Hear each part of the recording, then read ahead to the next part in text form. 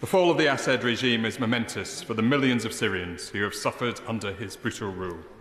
The Al-Assad dynasty were despots who used chemical weapons against their own people.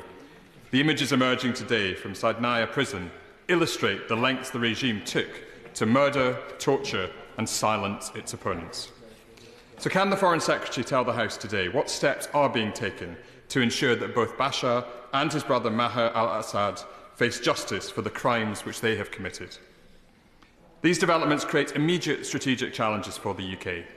Can the Foreign Secretary assure the House that the UK is taking urgent action with our allies to identify, locate and secure the stockpiles of chemical weapons in Syria? And what assessment can he offer of how this change will impact Russian military capabilities, particularly in respect of its bases at Latakia and Tartus? Madam Deputy Speaker, there is joy for many liberated Syrians today. This has been a national process of liberation, not just that of any one group.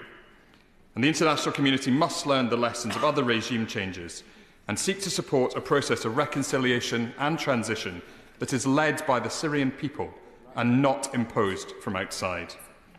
So can the Foreign Secretary say in a little more detail how the UK will support an inclusive national process that leads to a fresh constitution and, in due course, free and fair elections?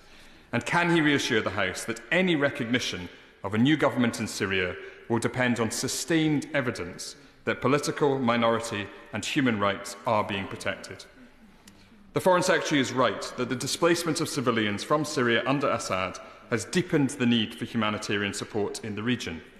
The Foreign Secretary mentions £11 million in emergency funding, but the annual drop in humanitarian and other aid to Syria from the UK from 2016 to 2022 was £289 million.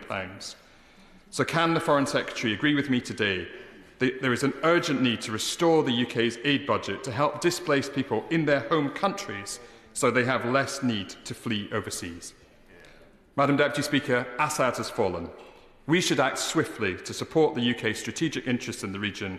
We must do all we can to ensure that what rises in its place represents all those Syrians who yearn to live peacefully side by side with their neighbours.